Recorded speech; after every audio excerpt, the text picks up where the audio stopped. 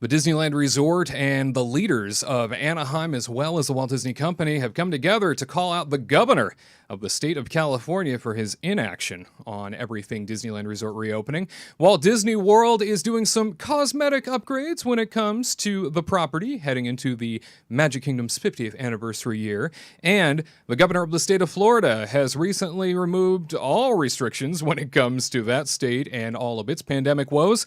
Will that impact your theme park going experience? We answer all those questions. It is September 26, 2020. And Can You Report Live starts right now. To all who come to this happy place, welcome.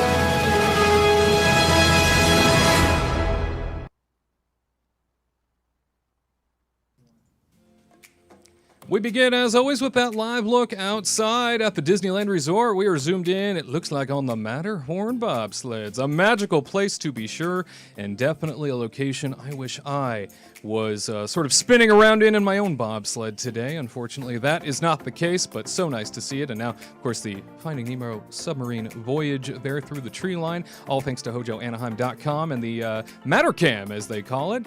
Hello, my friends. Wade Heath joining you once again from the Warner Brothers Studios Media District here in beautiful Burbank, California, where there's so much Disney news and discussion to get to, I can't even stand it. Can you? Because I can't. It's so wonderful to have you with us, as always, and thank you for making us a part of your weekend. I want to apologize for last week. We had an unexpected absence, and certainly not something that we ever planned for, but we are back and happy to be here. Who's we? Well, sans Tyler and Katrina, who are on a trip this week. It's little old me, and in the production dungeon, well, it's producer Curt. Hello, sir. Why, hello, Wade. Producer Curt, tell me, do you have a cup this week in which to share? I do. What do you know? I have a I Am Groot cup. Where, what? You know, his brains comes off, and you can fill it up and. You drink right out of his brain. Yeah, you drink right out of his brain because I love that. He's Groot. Oh well, he is Groot. We are Groot. We every one of us is Groot. Yes. And you have somebody to the side of you in the yeah, production dungeon this week. Well, Christian. Say Christian? Say hello. Yeah. Hi, everybody. Oh my gosh! Hi, producer Christian.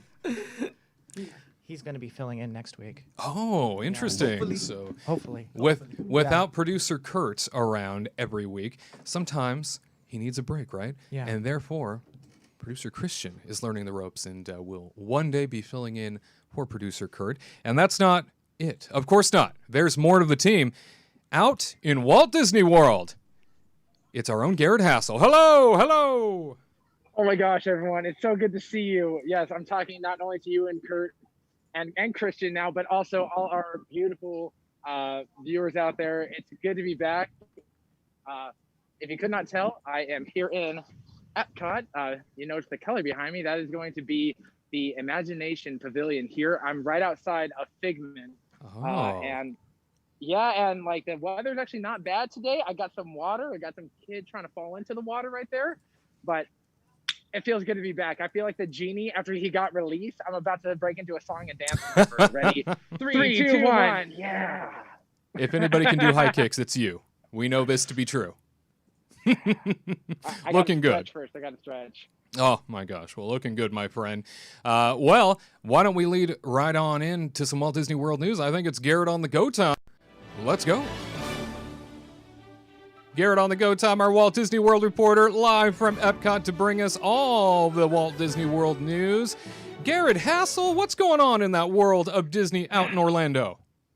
Well, first things first, Disney World is open. So, with that in mind, make sure if you come here, you wear a mask, protect yourself, stay 6 feet apart. I'm like 60 feet apart. But the first piece of news I want to talk about is first, you may have not, if you made it or may not have known, next year is Disney World's 50th anniversary. And with that, it is the golden anniversary. And the Imagineers have already repainted Cinderella Castle a rose gold. Well, it's about to get a matching pair of shoes because the Magic Kingdom Toll Plaza, or the toll station, is going to be getting a makeover as well.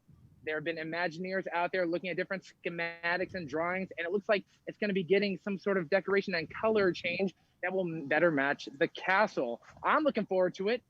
You can definitely expect there to be rose gold in there because, well, that's Disney World's big color, rose gold. That rose gold, everything, rose gold hair, makeup, teeth, jewelry, everything rose gold. Rose gold like crazy. Oh my gosh. And, you know, I know that color tends to rub people the wrong way, and it all depends on how you see it and the way you feel about it. Gared, you being in Magic Kingdom recently, you came across the castle and you saw it up close and personal for yourself for the first time, as you had been away from Orlando during most of the quarantine period and have only just recently returned. Your personal feelings when it comes to that rose gold color and it being applied to the castle of all things. So pictures that you see of it do not do it justice at all. When you're in person and you have the sun shining on it, it looks phenomenal. It makes it pop. It adds a lot of color to Main Street, especially the Castle Hub right there. If like before you used to look at it, and if it was a cloudy day, oftentimes it could blend in with the clouds, but that rose gold, it looks spectacular. And not only that, it's got rose gold for like pretty much the walls, but then they have little accent pieces of solid gold. And then the roofs have a very, I would say, cerulean or sapphire blue color to them. It's very similar to what you would see with a Sleeping Beauty Castle at Disneyland. But overall, I like it. Pictures don't do it enough justice though, so you'll have to come out and see it yourself. But it looks amazing, and due to everything going on in the world, there's not that many people standing in front of it getting pictures, so you could have a full-on photo shoot, and the chance of you actually having someone else in your shot is slim to none. I've noticed that. That is a nice plus to be sure. Producer Curt, have you seen videos or photos of, because I know you haven't been out there, have you seen videos or photos of Cinderella Castle in its new rose gold form? I have, yes. And what is your take on that color? I mean, I like it. It reminds me too much of Disneyland a bit, but, you know, and I like that Disney World was its own kind of unique perspective of that. So I would prefer it to be like a little bit more different, but it is a good color. I mean, I like the color, and I just need to go back to Disney World. Basically, I need to see it in person. And then the depression sits in. Yeah. I think it would be better if I was there visually watching it. You know, maybe a couple rides and something to eat and everything else there as well. But well, I got to say that during my recent trip to Walt Disney World, I got to see it for myself. Seeing it in person is very different than seeing photos and videos of it, mainly because it all depends on the time of day, believe it or not. At least I found that. When you walk in during certain points throughout the day in and around the castle area, the castle looks very different than it might if you were to maybe see it during, you know, a high noon or just first thing in the morning or at night. It's one of those things that, like, throughout the day, it kind of looks a little different. And, you know, for a castle that's so iconic to look sort of different throughout the day based on rose gold coloring, I think it's kind of remarkable. It definitely looked a lot better to me in person. And, Gared, would you sort of subscribe to that idea that it kind of looks different throughout the day based on where the sun is? It definitely does, Wade. I've noticed that in the morning, it has a very warm effect to it, like a sunset. And then as the day goes by, it grows brighter and brighter and brighter into this less of a rose gold and more of just like a warm pink color. So I really like how it changes with the day. At nighttime, I've noticed that when I drive through there at night and they are doing like lighting tests on it, you can't even notice it because they can change the color of the castle based on projections. So when I drive by, it looks like the old Cinderella castle with it just being white and gold with the blue accents. So yeah, during the day is definitely the time to see the castle. At night, I'm really wondering what it will look like when it comes to fireworks when those do come back, because fireworks can really make or break a castle or a key landmark for a Disney park. Absolutely. And so now to get that sort of overhaul done to the iconic Magic Kingdom Toll Plaza entranceway, and to know that that's going to be beginning soon. I mean, we just kind of assume, I guess, that it's going to be rose gold coloring on that. Also, there was a time where, that whole sort of Toll Plaza entry area was painted a very bright pink. It was painted sort of this almost like salmon looking color in some degrees. And then, a little darker, a little lighter, depending on, the foreground and the lettering. So a very interesting setup that they are probably going to go back to, away from blue, which is what it is now, and more so in the direction of the pink. So very interesting to say the least. And I'm thinking that there's probably a lot more to come in terms of cosmetic upgrades at Walt Disney World. When it comes to the news, when it comes to more of our top stories out east, Gared, what else is happening? All right, so this is, well, it's either going to be exciting or it's going to be heartbreaking for you, depending on how much you love it. So Disney's Polynesian Village Resort, or the Poly for short, is going to be getting a dramatic makeover coming forward. As you can see from that image there, there's going to be a whole new entranceway there, the porte cochere where cars pull in, the entranceway, even, just the main lobby, it's going to be getting makeover, and the rooms, they're getting the major makeover, which is going to have more of a South Seas / Moana look. That's what Imagineers have been saying. So there are some people who are very against it, where they're saying, like, it's not the Polynesian, it's going to be a Moana resort. But remember, Moana takes a lot of inspiration from all the different Polynesian islands out there, whether it's Fiji, Tahiti, Hawaii, Samoa. Like, there's just so much inspiration for the Polynesian village. And I'm truly looking forward to it, because even though I've never had the chance to stay there, it's a place that I frequent, whether it's I want to Dole Whip in the afternoon, I want to, just take go resort hopping rather than going to the park. So I'm looking forward to it. So when the rooms do get that overall makeover, I probably will be checking in there to see if I feel more of a Polynesian feel to it, or if it feels like I'm stuck in a Moana film.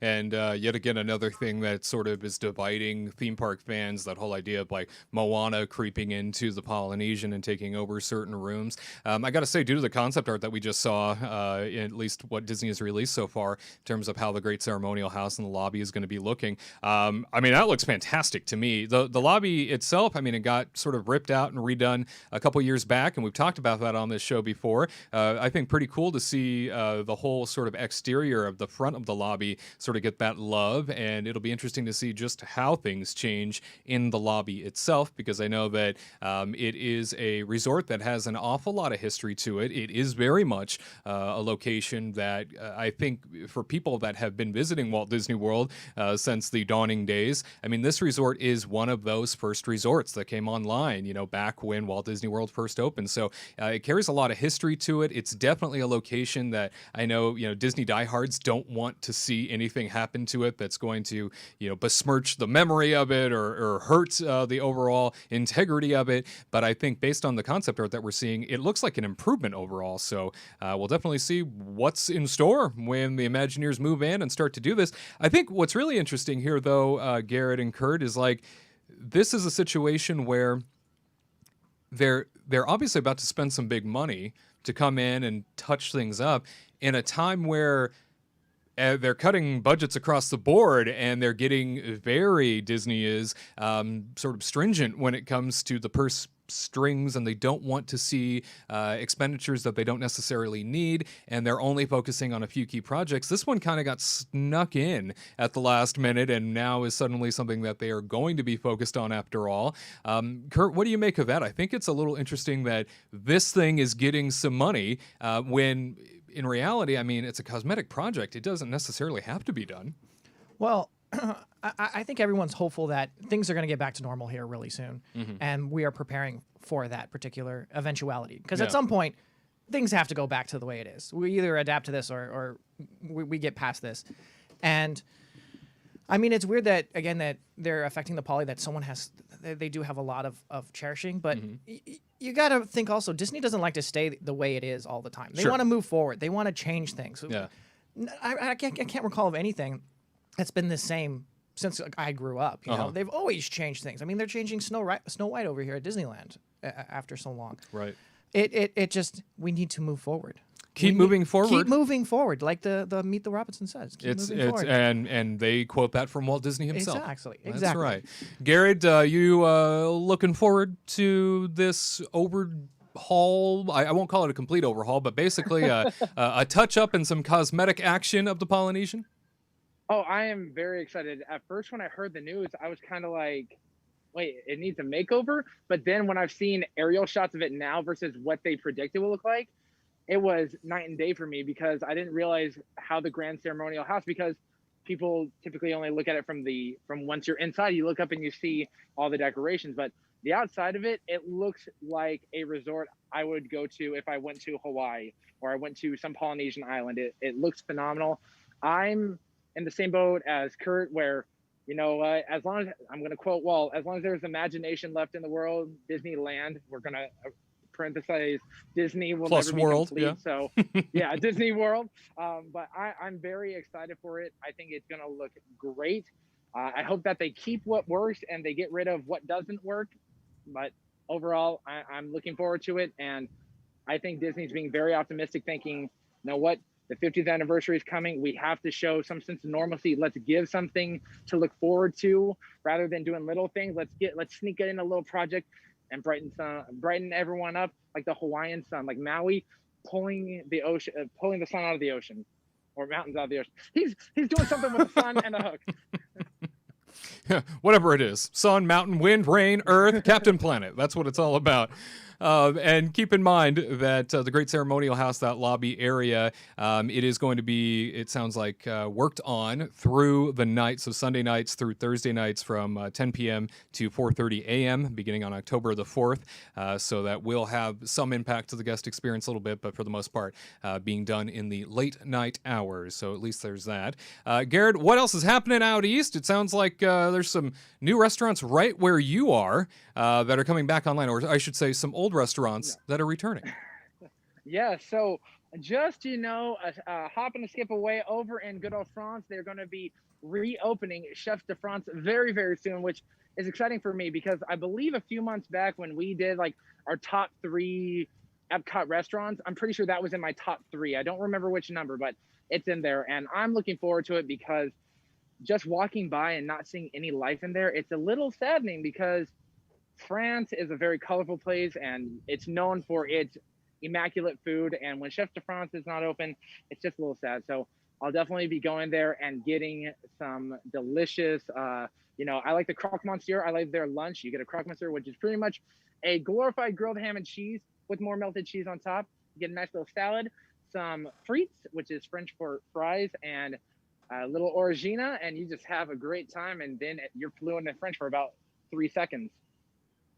Well, very good, and I'm excited to see Chefs de France return. Very much looking forward to hearing that come back online, just for the sake of having an additional dining option. It is a wonderful location that it is one of those captivating locations that kind of takes you away and makes you feel like you are in a different part of the world and kind of what they're going for. And I know that that's like the idea, right? That's the whole concept of Epcot, is to transport you to another place in terms of world destination there in World Showcase. And hopefully Le Chefs de France is one that will bring back hopefully a full menu. I know that a lot of locations across Walt Disney World during this phased reopening period, they brought back menu items very sort of scaled back, very limited in scope. And so that's been unfortunate, I guess, but it would be nice to see a full menu for Chefs de France return. And yeah, you can book those reservations now for October the 8th. So very cool to hear that.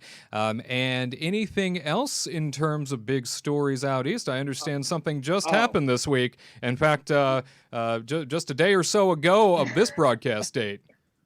Yes, absolutely. So a few days ago, Governor DeSantis, the governor of Florida, he announced that Florida is now in phase 3, which, if you don't know what phase 3 means, originally it was restaurants and bars can now operate at 75%. However, that has been altered, saying that places can now pretty much operate at 100% as long as, at 100%.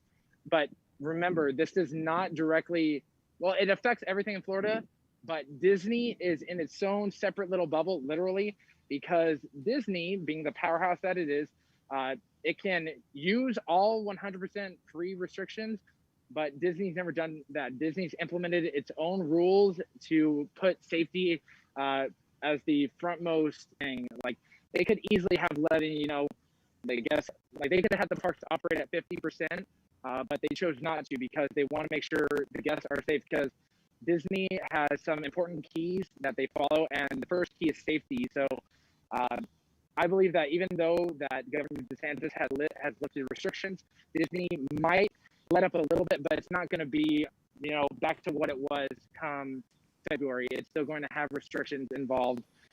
Masks are still going to be implemented, social distancing for sure. Like contactless paying, that's still going to be in effect. But I'm looking to see what Disney is going to do to pretty much, like, I'm looking forward to see what they're going to do with phase 3 now enacted. Very good. And phase 3, obviously something that I know the governor, as well as a lot of the state leaders, kind of thought was going to be coming a little bit later on, but he decided to make this executive order just as of a day ago. And at this point, I know that there is an awful lot of confusion amongst the counties throughout the state, a lot of just general misunderstandings as to what the executive order really means. And as of right now, this does allow, and we need to make it very clear that the theme park areas and theme parks in general within Florida, we're not necessarily under any sort of mandate to do anything by the state government throughout the health code issuance and throughout all of the new sort of rules and regulations that came about due to the pandemic. So the theme parks have been doing everything that you have seen them do voluntarily. These are their own steps. So that's something that's really important to understand here. It's something that's really, I think, important to grasp, is that the theme parks have been doing all of these things on their own to begin with. So it hasn't been state enforced, it hasn't been state mandated, it's all been something that they themselves have implemented, which goes to kind of showcase, I think, the importance of just what Disney has gone to accomplish and create and pull off, just to make you feel safe, just to make you feel comfortable, and like you are in a good place, and that you can come have fun and feel safe all in this environment, and you don't have to necessarily worry about any social distancing rules. You don't have to worry about this virus that is just wreaking havoc all over the place. So great news on that front. I know that the Orange County mayor is making a statement currently as we speak, all about the findings of this executive order and how their legal team in the county is looking at it. But as of right now, he is reiterating, the county mayor is reiterating that masks are mandated still, that they are there to stay, and that they are requiring those things to still be in effect for the sake of comfort and safety across the county. So there's that to consider if you're willing to make your Walt Disney World vacation, you're going to make that Walt Disney World trip. They are still enforcing these rules. Disney has not made a statement very clearly that they are changing anything. Gared, when it comes to crowd levels out there at Epcot today, it is a weekend as of this filming. So what do you see? I mean, does it seem busy to you? Does it seem like more capacity has been added? Well, looking around, you can tell, man, there's a massive crowd out here. They are rioting for Figment right now to come out and here at Epcot, the crowds are very minimal at best. Like, I can look over to my right. I won't be able to show with the camera very well because it's too far away, but there's some people waiting outside of the land, but it's not like they're eating and drinking. Epcot is one of the larger parks out here, just behind, Animal Kingdom, and the walkways are very wide. So even if it was packed here, you still have plenty of room. And all the times I've gone here, I've never felt crowded here. And overall, Epcot is probably the safest park to go to when it comes to crowds. Probably the worst of the parks when it comes to crowds and enforcing social distancing, it's going to be Hollywood Studios, just because it's the smallest park. There's a lot of tiny, narrow walkways, and everyone rushing to get into Star Wars Land and Toy Story Land definitely makes it a lot worse. When I was there a few days ago, I felt a little nervous in some areas, but here at Epcot, I feel completely safe. And I know that I'm going to have my space, as well as the other guests are going to have their space. The World Showcase alone, you might have someone 20 feet away and you're good to go. So Epcot is safe even on a weekend. So if you want to come someplace where you're going to avoid crowds, Epcot's the place to do it, Wade. Love that. Yeah, I feel like the capacity in general, it's been talked about here recently, last couple of weeks, where it seems like there's been an uptick in just general crowding within the parks, and a lot of locals are sort of indicating that that's been the case. At least that's what they feel. And Disney has not officially indicated that that is what's happening. So they've been very clear that they remain at the reduced capacity levels, and that hasn't moved forward. At this point, though, the governor has sort of maintained the position of, they've done it right. All the theme parks have. They can raise capacity if they want to, but Disney hasn't been public about that capacity being increased. I definitely think that, based on what we've seen so far, it depends on which park you're in. Gared, you've recently been to Hollywood Studios. How did that park feel in comparison to the other parks that you've been back to? Because it seems like that's the one park that is tending to book out quickly, faster than the others when it comes to theme park reservations. Absolutely, Wade. Hollywood Studios is the most popular park. Even though it's been open for now, I think 2 months or so, people are still rushing there because they want to go on Rise of the Resistance and Mickey and Minnie's Runaway Railway, which are the two newest attractions here at Walt Disney World.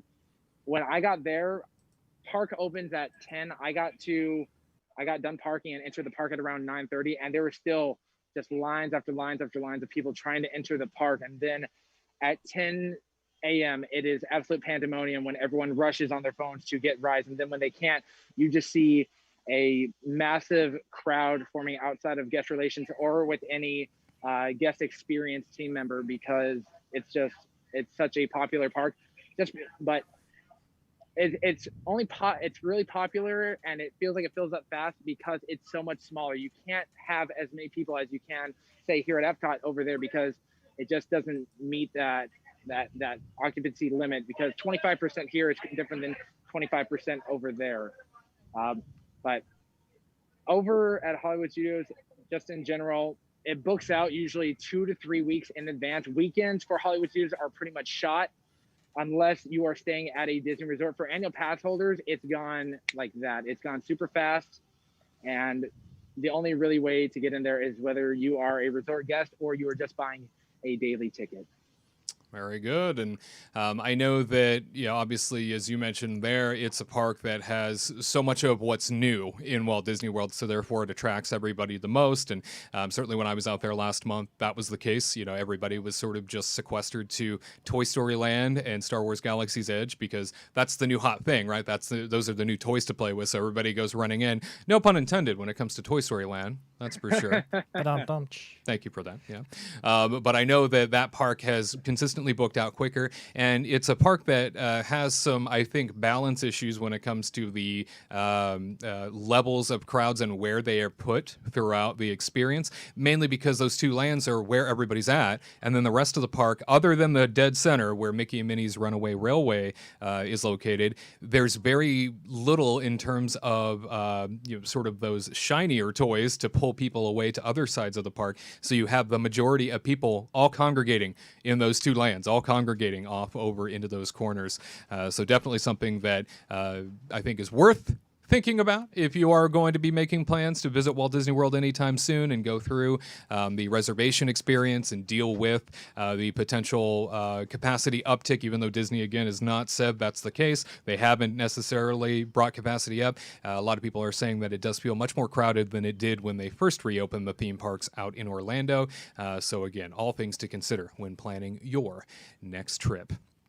Gared, very grateful to have had you with us out there in Epcot today. I also understand that the Norwegian Bakery has reopened as of today with a limited menu. You'll have to swing on by and grab yourself some school bread, assuming that that's on the menu.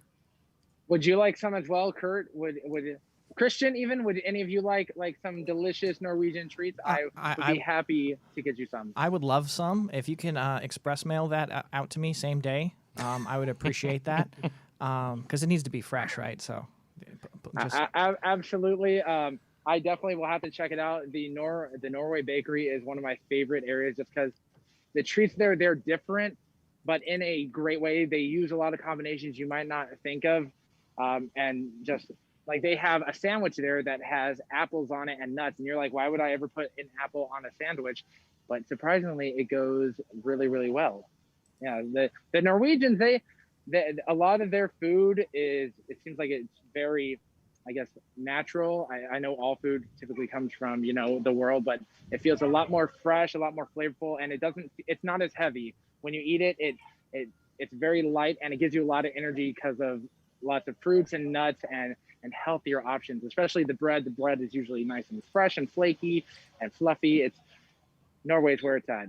And also it smells really nice over there. They spray that cologne over there, or perfume, and it makes everything calm down by about 5 degrees. Yeah, then there's that. Absolutely. Who doesn't love a good, a little good Norwegian flair in their life, a little good Norwegian Floridian combination diet sort of added into their experience, absolutely. And I know that whenever I stop by that bakery in Norway, I walk away very satisfied, very happy, and always looking forward to the future of what might come, especially if that menu, which has been limited as we understand, coming back to us, especially if that menu is going to be increased moving forward. Bring on all of the baked goods from Norway. That's what I say. And maybe we'll see those character experiences, that whole little frozen section that they had built onto the other side of Norway.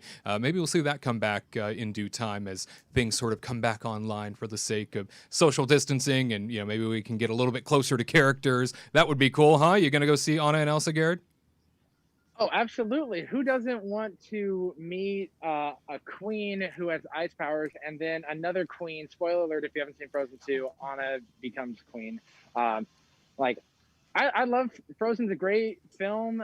Frozen 2 I think is actually a lot better, especially Lost in the Woods performed by Kristoff. It's reminiscent of like an 80s rock video where it's like him walking through the woods and then there's a shot of just his face. Man, it gets me every time. I laugh so hard. And who doesn't love Olaf? Olaf and his snowmanness, I don't know the proper term, but I love them Frozen characters. They're great. And that little area they build over there, it's sad that it's not getting used. And even I'm jumping ahead, but Christmas being right around the corner, whenever they do the barn Santa over there, it's hysterical. It's the best live entertainment that they have at Epcot during Christmas time or during the holiday season. Ho, ho, ho, and bring on the claws. That's what I say. Garrett, thanks so much for joining us out in Epcot, and we'll see you a little bit later on, maybe. You'll sneak back in, and we can chat a little bit more when it comes to Kingdom Team All-Call time, if we have time to get to that, of course. But moving right along, Disneyland. It's all about Disneyland news. We are going to dive into that, but here to join me for this segment is Sabina Graves, a film and theme park journalist who's been with us before, who we now have the pleasure of being with once again. Hi, Sabina. Hey, Wade, how are you? Wonderful. So great to see you and grateful to have your contribution today. Of course. No, I had to be here. We're talking about Disneyland. Yes. It's a must-do. It's a must-do. It's a must-do. Amen to that. Well, when it comes to Disneyland news, in downtown Disney this past week, a beautiful piece of art was installed for the first time, and it's on the side of the old ESPN Zone building, right when you walk into downtown Disney on that side nearest the Disneyland Hotel. A new art installation titled King Chad was revealed at downtown Disney, really paying tribute to Black Panther star Chadwick Boseman. It is something that was created by concept artist and Imagineer Nicholas Smith. He says, as a former Disney Imagineer, I had the honor of working on a major children's hospital initiative and Avengers Campus as my final 2 assignments. Seeing Chadwick's heart for people in person and later discovering his courageous battle with cancer, I was inspired to create this tribute to honor his life and legacy. To us, he was and will always be T'Challa. Long live the King. A beautiful, stirring piece of art in downtown Disney.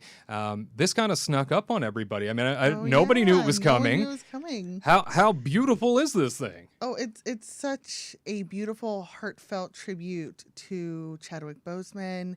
I think that families, haven't been able to have a place to gather and like truly mourn together, at least having friends who, you're able to like connect with in person when this news struck was something that not a lot of us had. And Right. you know, if you think back on how Black Panther was such a huge community experience for everyone that changed entertainment for the better in so many ways, and just the legacy of it, I think this is a beautiful just homage to the power of Chad and Black Panther. I'm gonna get emotional. This is it totally took me by surprise, but like you said, it's beautiful, and I look forward to seeing it at Downtown Disney. Yeah, I got choked up seeing the reveal myself, and what a tribute, what a beautiful thing to now have sort of looming over you when you enter Downtown Disney. And producer Christian, producer Curt, are you guys big fans of the Black Panther at all? I love. I think he personifies that which is that character. Hey, Christian, how you doing? He's helping me today. He is. Yeah. Just like Heath Ledger was the perfect Joker, I think he did the perfect T'Challa. He was Black Panther, and it's going to be so hard to replace that. And part of me doesn't want that to be replaced. He was just such an amazing actor, right? And did so much. I mean, Wakanda forever, you know. Right. Yeah. No, I would hands down agree. It's he fit the role perfectly, especially during those years he was fighting it. Like, he held that in, you know, nobody knew until everybody got the news. So, hands down, it's well, and you're you read all the comics, right? Oh, yeah. So he personifies King T'Challa. Yeah. Like, he is the king. I think that's probably the best part about the Marvel franchise is each one of those characters, they form fitted those characters to the people they cast in them, and you know, I can't see somebody other than Chris Evans being that original Captain America now. I can't see somebody other than Robert Downey Jr. playing Tony Stark, because they all have real life characteristics that sort of are woven into those characters. And I think the casting was phenomenal when it came to all of these superheroes. I think that's why the franchise has been so successful, is because you feel the reality, you feel the authenticity and the essence of these people within these characters. So it feels much more real, even in this sort of, you know, fantasy world that they've created. But Chadwick Boseman in general, yeah, I think Christian's right to have held on to this news as long as he did. And, you know, it was a huge gut punch when we all found out about it, because no one knew. Just crippling to think that we no longer have him, and he was gone in an instant, and nobody had any idea it was coming. Yeah, no, I mean, for even Marvel to not know, it just goes to show you that you really don't know what battles people are fighting, and to just be kind and treat others, you know, like they want to be treated, honestly, you know, and it is such a tragedy that we have lost him so soon. But what an amazing legacy he's left behind with this role, with all of the parts he has played in other films, you know, like Jackie Robinson, and Absolutely.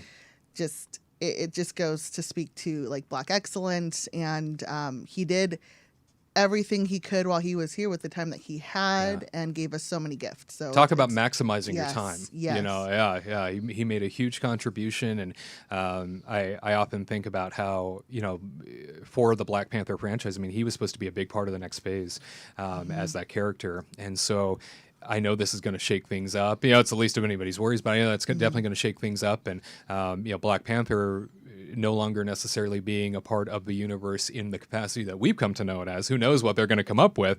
To know that more than anything, Chadwick Boseman won't be a part of the franchise moving forward, I think is even more sad and even more hurtful, because I just wanted more and more of him. You know, especially after seeing Black Panther, and you're right, the Jackie Robinson role that he portrayed, and the roles that he has performed in his short amount of time here on Earth have all been so impactful and have left such a legacy, you're right, that he's one of those people you wish you were friends with, you wish you knew, you know, you wish you were close to.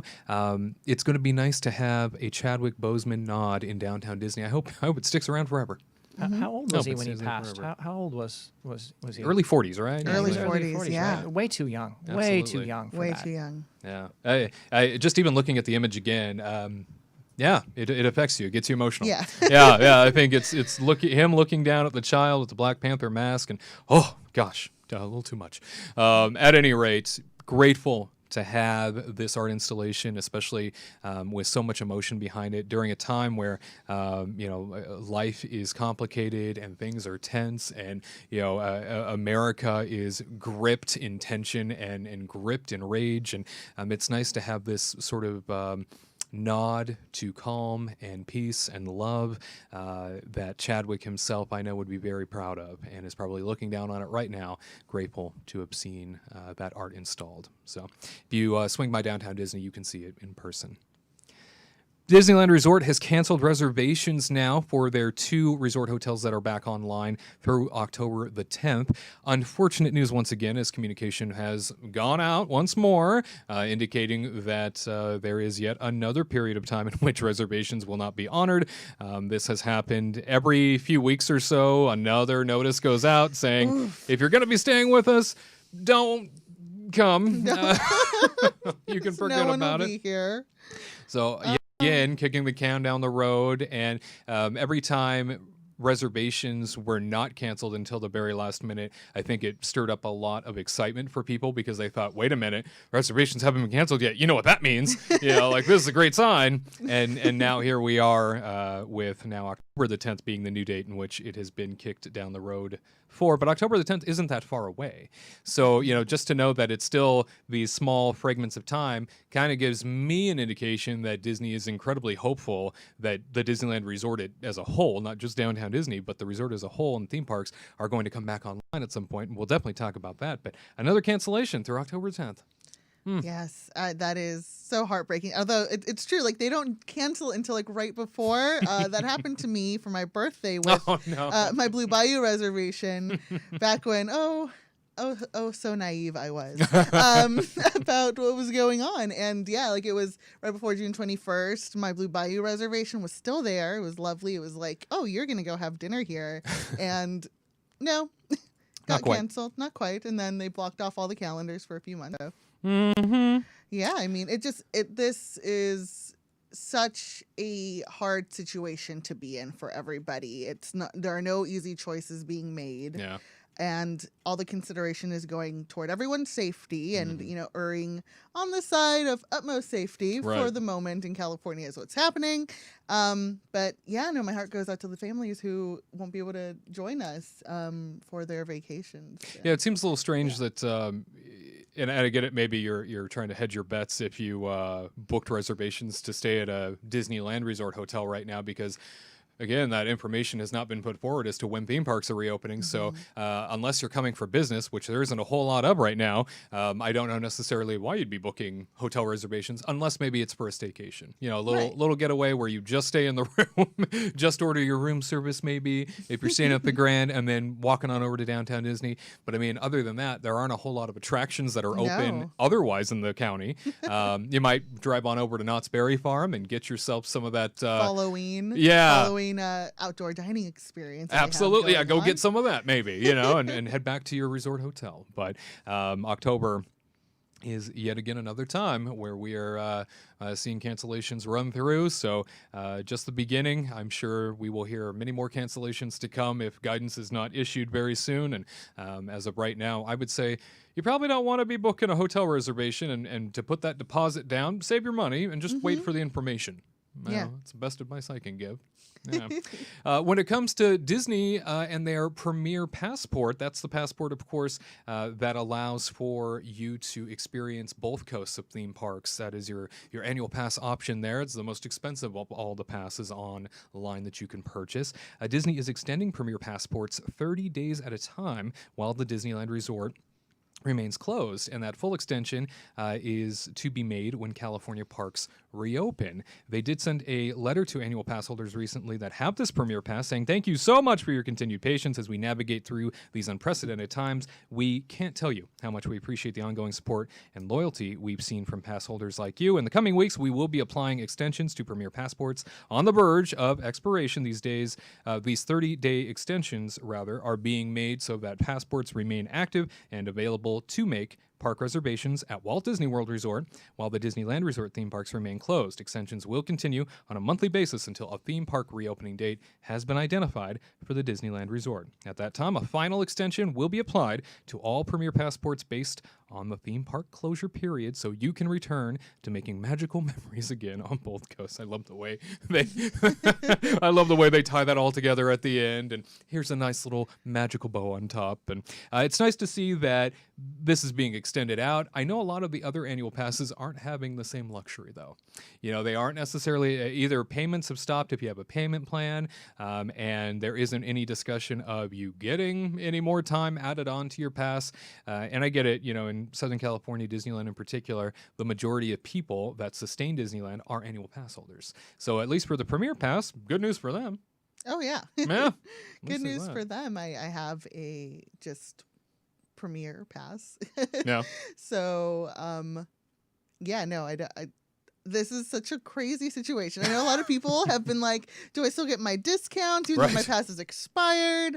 Whew. The Premier Pass people are lucky. Yeah.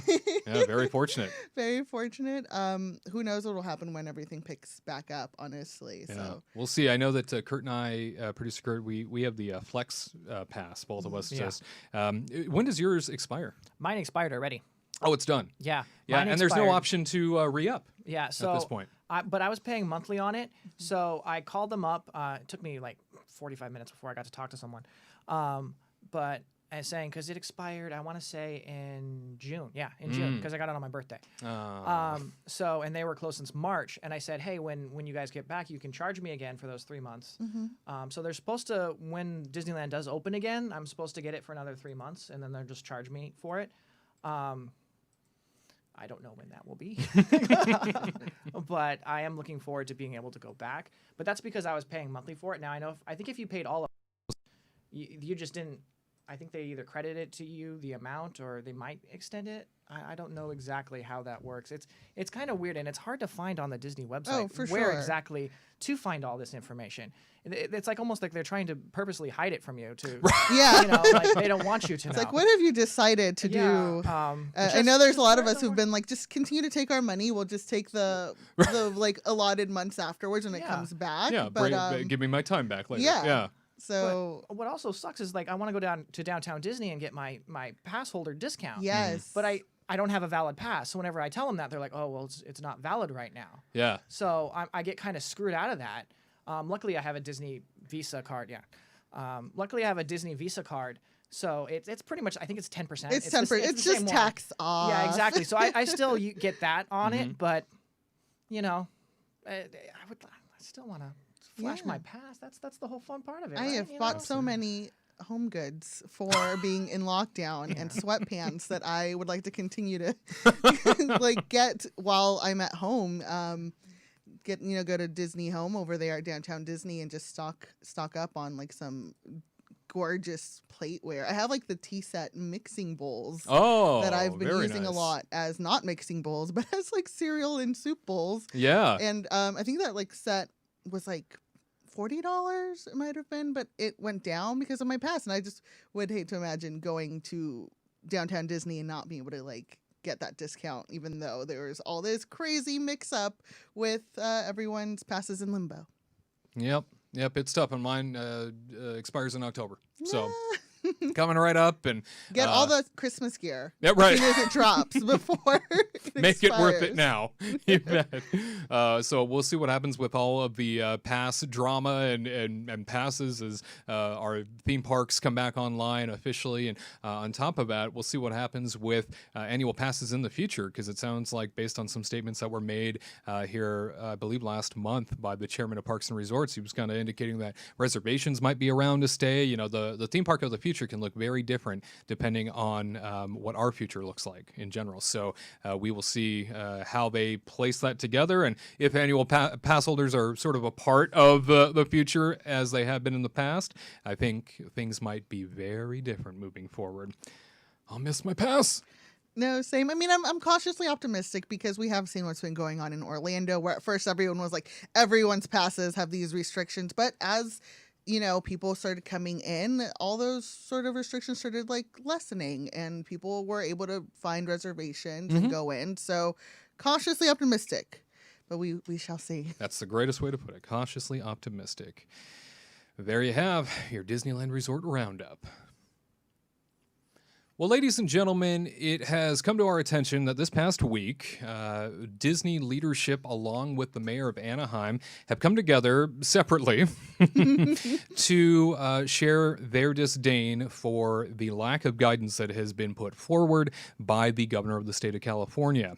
Disney Parks and Resorts chairman Josh D'Amaro had a special invite-only press conference where he and several other Disney executives from across the company decided to gather together and share just what they've done to make all things Disney parks work in the last few months, as they have brought park after park around the world back online, and they've managed to do so safely. They haven't had anything traced back to them in terms of outbreaks or problems. They've managed to pull it off very well. And so Josh came out with this press conference to really indicate that it's time to reopen Disneyland. He said, we've done everything we can. We've gone to great lengths to make sure all details are taken care of and considered in this regard, and it is now time. A little bit later on, we also heard from the mayor of Anaheim. The mayor of Anaheim literally stood on a rooftop and shouted that things are a disaster in the resort area, and was very passionate with his plea, just carrying on about how frustrated he is because he feels like he hasn't gotten any sort of direction from state government. His city is now $100 million in the hole. That typically doesn't happen in Anaheim because of Disneyland. There's usually plenty of tax revenue to go around. He does not have that luxury right now. And more than anything, he was very frustrated about the businesses along Harbor Boulevard that line the outside of the Disneyland Resort, all being boarded up and not coming back. And he's very upset about that as well. A little bit later on, we heard from the president of Disneyland itself, Ken Patrick, and Ken went to the local news outlets, went to the local newspaper group, and shared with them just how frustrated he is with the lack of direction from state government, saying that Disneyland is now in limbo, and providing a statement to the news group, the Southern California news group, and sharing just how frustrated he is over the fact that they're not hearing what they need to hear to move forward. And in fact, they're not hearing anything, according to him. And this has led him to become quite vocal, which is an unusual move coming from Disney leadership. They don't typically do this. They don't typically butt heads with politics and the political realm. They'll contribute to it on both sides. That's fine because they know what they need to do for the sake of business. But they have not themselves gone to any sort of links to publicly point out anything wrong with politicians or anything like that, because they're Disney and they're courteous and they don't really do that thing. But now we're seeing a total turn. We're seeing very different behavior from Disney leadership because it seems like they're fed up. And I'll say this, when it comes to the state of California and Disneyland reopening, first of all, I'm a male adult who does not need Disneyland in my life to get by. I don't need Disneyland open to feel complete inside. It's nice to have. It's a wonderful place to visit. Having said that, though, the lack of guidance since the 4th of July is when this was first indicated to be getting issued by the state of California. The guidance was going to come out then, and then continue to get kicked down the road and kicked down the road and kicked down the road. And then things changed again, and data changed, and therefore got kicked down the road. And every time our governor has been in a press conference, he gets asked by reporters, and he does those daily press conferences, much like many governors do across the country. The reporters have asked many times, what about theme parks? Are theme parks coming back? When are theme parks going to here? And in every press conference, he inevitably says, either, quote, I'm in dynamic conversations with people and those theme park leaders, or I am very, very close to issuing guidance, which was his most recent comment. But we report on this week after week. So I know what he said. And he has indicated week after week in these discussions with reporters that things are about to happen, that guidance is about to be issued every week. And it never happens. Now we look at three individuals coming together: the chairman of Global Disney Parks, the president of Disneyland, and the mayor of Anaheim, who all have basically said, we're not hearing anything from you. What are you talking about? This is a very bad situation to be in. I understand that the governor has had a lot to deal with in the last month with all of our wildfires and the chaos in this state. I get it. But he's been saying this since July. And in this process, hundreds of thousands of jobs are on the line. Exactly. People are worried about their future. They don't know what to do about their future. They are in limbo, like the president of Disneyland says. They are concerned about what they need to do for their families moving forward because they don't know what the future holds. They don't know if they have a job to come back to. They don't know if they are going to be able to put food on the table. And the state unemployment office also is still not delivering on their unemployment checks. Not just that, though, but they closed applications this week for unemployment. I believe the day that the press conferences were held or the day afterward. I myself am fortunate to work remotely. I also, I love Disneyland and I love the parks. It's like, it is my happy place, but I have the privilege to know until things get better and until strict regulations are in place, or if there's a vaccine, I have the capability to wait. And that is not the case for so many people whose livelihoods depend on Disney and Disney parks, or just the city of Anaheim, which is a city that thrives on that. While I wish we lived in a different world where, those in power could have just paid us to stay home for 8 weeks to deal with this like other countries have. That is unfortunately not the world we live in. And I feel like to have an expectation on people that maybe, some people could do like stay at home, work remotely or whatever. I hate the environment that can get so toxic about sort of shaming people who don't have that luxury. Oh, sure. And that goes hand in hand with what's going on with the parks, because we are not in a good situation. And like you said, Wade, there are so many jobs on the line and so many livelihoods on the line that something needs to happen. Yeah. And whoever has the money to help the people who need the jobs, they need to do the right thing. I'm not a politician, so I'm just going Oh, that's right. You have a soul. That's right. You aren't a politician. Yeah. So, I am in support of, our peers and colleagues who, in our industry do depend on this as their livelihood. It's troubling, I think, to me, because you don't need to say that the parks need to open tomorrow. I think this is the biggest concern I have. There has been nonstop misleading this entire time that there's about to be an announcement, and there hasn't been. And if you aren't comfortable with the theme parks reopening, Governor, point to the data that makes you uncomfortable and say, because of that, we're not going to open until X, Y, and Z date, or we'll revisit it at X, Y, and Z date. Give people, throw them a bone. Give them something to look forward to or to plan for. Because right now, either people are moving back in with their parents, they don't know when their next check is coming in, or they're moving out of the state. And perhaps the other demographic is they just want to go back to the job that they love, and they don't know when they can do that. And so they can't plan their life. At this point, to mislead from July to now, I don't know what the goal is with this, to mislead. I don't know what the goal is. I don't know who he's pacifying in this, I think is my biggest concern. Yeah. I don't know how he wins in this situation, because it's not like he's making anybody happy with the remarks other than just kicking that can a little bit more. And so you have these three leaders now coming and saying, we're not hearing from you at all. We don't know what you're talking about. We'd love to get some guidance because people are, for the lack of a better term, suffering out here, and the whole community, not just Disneyland itself, the whole community, a big part of Orange County, hundreds of thousands of jobs rely on Disneyland Resort being open. I want to share a commercial that comes from Reopen OC. This is a commercial from Reopen OC now that just dropped, and they are pushing the governor a little bit further. 264,000 jobs lost in the Anaheim area during COVID. They're our neighbors, our families, our close friends. It's time to responsibly reopen and get us back to work. And no one can do it better than Disneyland Resort. Anaheim is proud of the work we do and ready to roll up our sleeves and get back to it. Tell Governor Newsom to help Anaheim get back to work. Let's reopen theme parks and reawaken our region.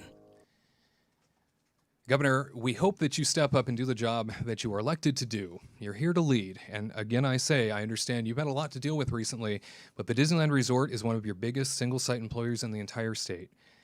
They're looking for some sort of guidance, some sort of detail as to how they can plan their life moving forward. I know this is all unprecedented, right? We've heard that word all year.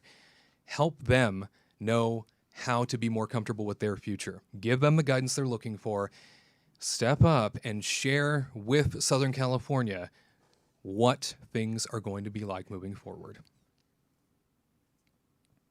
More Canyon Report Live for you next. Do you know everything the ghost host is going to say before he says it? Are you ready to thank the Venetians each time you board Spaceship Earth? Can you recite Walt's opening day dedication speech? Then join the Kingdom team today, the influential legacy fan community featuring exclusive merchandise that will alert all who've come to this happy place that you are more than just another guest. You are a trusted theme park fan. Don't miss out. Join the Kingdom team right now by visiting the homepage at kingdomreportlive.com. That's kingdomreportlive.com. And now, back to the magic.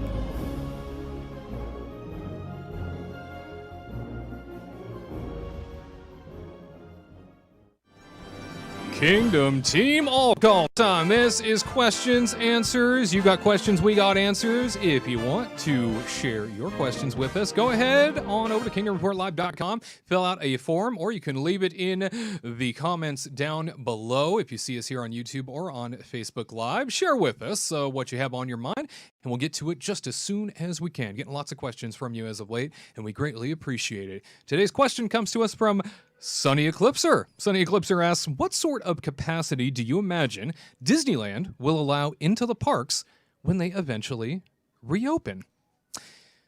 Interesting, because I feel like as we march towards, inevitably, Disneyland reopening at some point in the future, there is that capacity question about, Disneyland being so much smaller. Do you think that a 30% capacity, kind of what had been floated around for what Walt Disney World theme parks was doing, do you feel like a 30% capacity level would be something worth a darn? Sabina Graves here with me to chat about this, and Gared Hassel out in Walt Disney World will chime in. Sabina, do you feel like 30% is something Disneyland can do? Because I would imagine that just in sheer numbers, that's really low by comparison of a Walt Disney World theme park, which has a lot of space to move around. I think space is the factor here. At Disney World, you have 4 different parks you can distribute people to, and here at Disneyland and the Disneyland Resort, we are the tiny. Yeah, right. We are so small, and I honestly think that it'll probably come down to that reservations are going to be a really big thing. I hope the enthusiasm that is going to happen is definitely tempered. We want to keep everyone safe, not overcrowding to try to get in to the parks, but I just think that this is so unprecedented. Mm-hmm. Yeah, how do you plan around something that when you've never had to really limit, other than maybe for parties and stuff like that, you've never had to really limit a capacity into your park unless it's really a sell point. And otherwise, Christmas week probably being the only other time of year where they legitimately have to stop letting people in because it's too busy, and it's closer to the 65, 75,000 area. As the numbers start to encroach on like the 80,000 territory, that's where Disneyland will start to seal the doors and say, maybe go over to California Adventure. But to reduce that capacity down to something much lower and have it more manageable for the sake of distancing in the state of California, because I would imagine that even with Disney World now bringing back more capacity potentially and having their governor out there say, hey, restrictions are gone, and you guys can kick that capacity up to whatever you want, I think Disneyland, being in California, being a very different state that's taking things a little bit differently, I can see that being a huge factor in determining the capacities and really how you space people out. They do have the luxury, Disneyland does, of the Main Street bypass areas. That they can use, certainly. The sort of corridors behind Main Street that they specifically created for when parades happen and fireworks happen, and Main Street's just too clogged. So there's that like extra space they can move people around. They'll definitely have to have those going. Yeah. We'll have to also take into account what attractions will be closed because of, the indoor-outdoor capacity as well. So that'll probably reduce what's available. Yeah, definitely. You're right. For the sake of what's indoor, and fortunately, a lot of things in Disneyland are not necessarily indoors. Most things are outside. But yeah, that indoor capacity still hasn't been officially ruled upon in a theme park atmosphere, because theme parks aren't necessarily put in the same category as other businesses. Theme parks have their own sort of separate column, as it were, and probably why we haven't heard anything. But Gared, let's jump out to you. You're standing by for us in Epcot, where you are surrounded by crowds, you're surrounded by people, and that little girl posing in the background there with her Ratatouille sign. Tell us, first of all, you're in front of that entry, that portal for the new Ratatouille area in France at Epcot. You seeing any activity? You hearing anything back there? Oh, I hear rats back there. I hear rats scampering around. It sounds like they're working in the kitchen, and it sounds like a great old time. And I can smell crepes coming from here. So I'm actually here because I'm actually gonna go hop the fence right here. No, I'm just kidding. Just kidding. We don't have the budget yet for you guys to bust me out of bail. Yeah. But no, this area behind me, if you did not know, this is going to be the France extension, where they're going to be putting in the new Ratatouille attraction along with a creperie, and I'm truly looking forward to it. But yeah, I'm first in line. Been out here since March. Where are they going to open again? What was that? I'm sorry. Yeah, what are they going to open? What's it called? They were supposed to open, I think, in the summer. Okay. They were supposed to open in June. Right. That's right. All This was supposed to be a summer attraction. But Gared, you were going to name the attraction in French, right? Absolutely. I'm sure. This is Ratatouille, l'adventure, tout le monde qui est Rémi. Thank you for that. Just in case. Ratatouille, Rémi's zany adventure. Thank you for that. Yeah. Yes, an attraction. Fast. An attraction that was supposed to open in summer. You're right, Sabina. And here we are, sitting with it all boarded up, unfortunately, and maybe at some point in the near future we'll see that open. And I know they're sitting on it right now, probably waiting for when crowds can come back. But Gared, tell us a little bit about your theory when it comes to crowd capacity out at Disneyland. As somebody who's seen crowd capacity kind of kick up in Walt Disney World in recent weeks, or at least seem a little bit busier. Yeah. What has worked, and those crowd control cast members in the yellow shirts. They have those out there. Tell people about them. So there are people out here that work for Disney. No, there are cast members out here, and they wear these bright yellow shirts, and they have little signs that say, wear a mask, pretty much, or please wear a mask. They say it with please because they want to be very proper and courteous. But they walk around, and if they see you walking around like with a mask like this, nope, pick that sucker up right there. Or if you're doing, the goatee, which is like, just under the chin, nope. They tell you to put that bad boy back up. They feel like, honestly, flight attendants telling you to turn off your phone before takeoff. But over in France, I have not actually seen one out here, but there are some roaming around in the parks, and they do a pretty good job. Like, right now, when I'm seeing people, they're separated and they're eating. But we'll just call them the mask patrol. They are on it, and they're doing a good job. And especially at the busier parks such as Magic Kingdom and Hollywood Studios, you see them in every major part of an area. At Hollywood Studios, I'm pretty sure I saw the citizens of Batuu, the citizens of Galaxy's Edge, walking around enforcing it, along with Disney security and stormtroopers. Stormtroopers were a bit aggressive, but they're making sure that masks are being enforced. It's a hard thing to do with so many people when there's only one person, and someone can easily be like, oh, okay, I'll just fix it real fast. But for the most part, the guests are following the rules because they know how precious being able to come to Disney is and experience the magic is. So I'd say they're doing a good job. It would be nice to see more of them, give more jobs, but I'm not in charge yet. One day. Sabina, the crowds in Walt Disney World, when I was there, were very respectful. And I did a whole series on this on our YouTube channel called Disney World and Pandemic.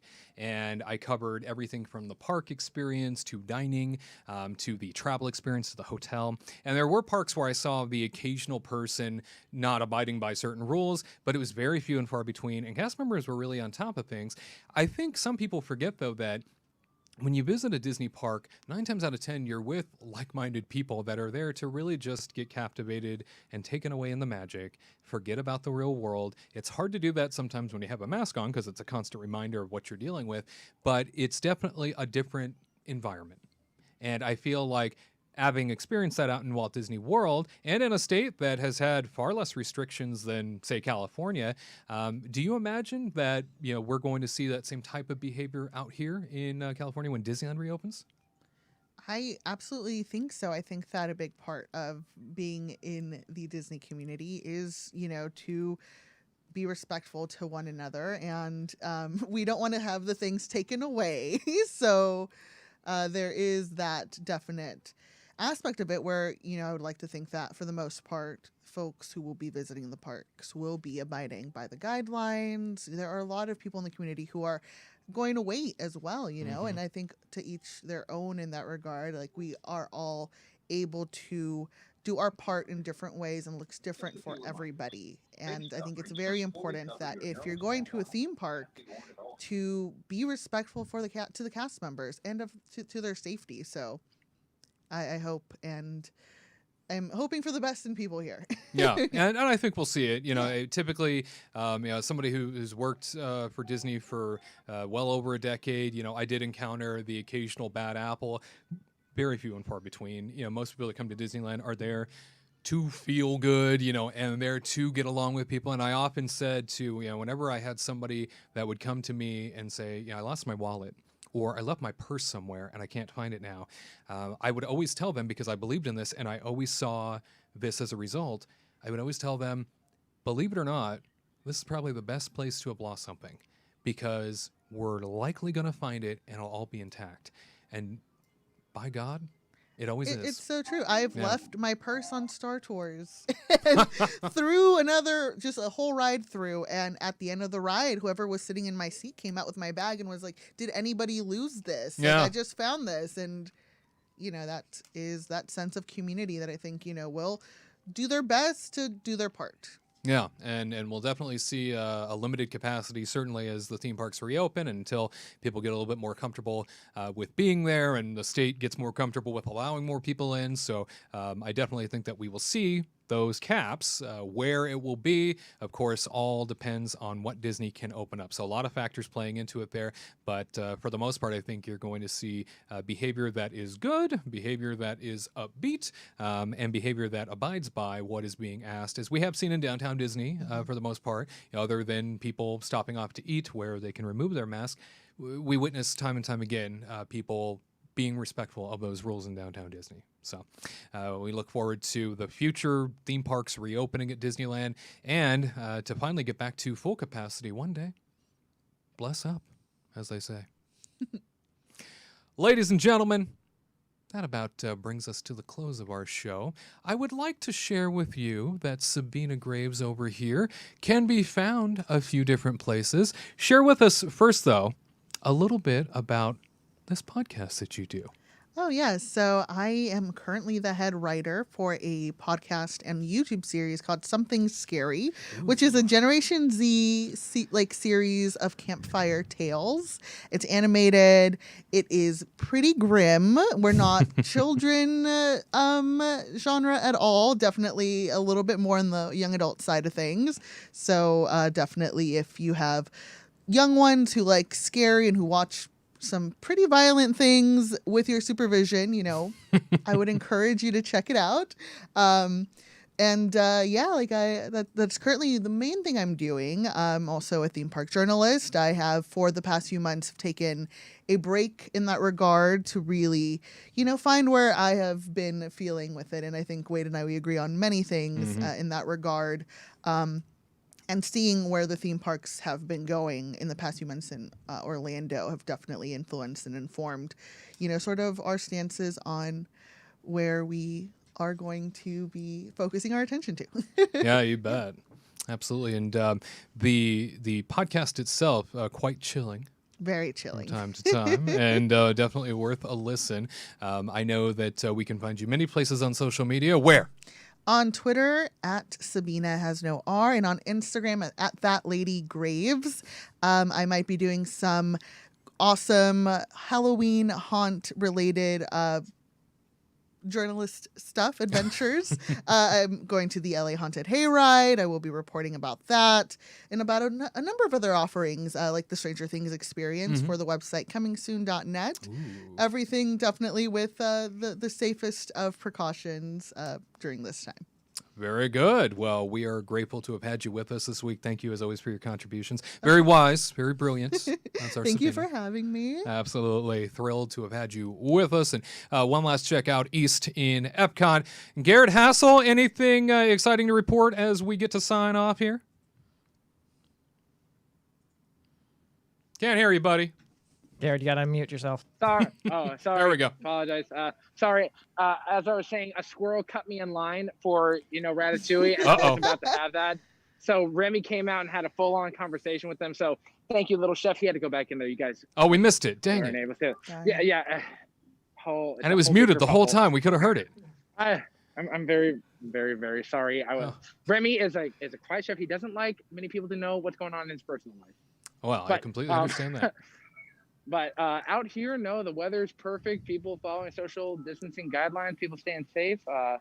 All I can say to our wonderful viewers is thank you so much for tuning in, and thank you for putting up with me, as usual. But this upcoming week, I'm going to be heading to Epcot to do some adventures, but there's lots and lots and lots of my adventures via the vlogs that I imagine will soon be uploaded if you are a good little chef like Remy.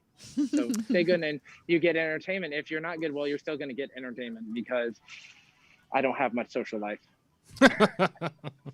We understand.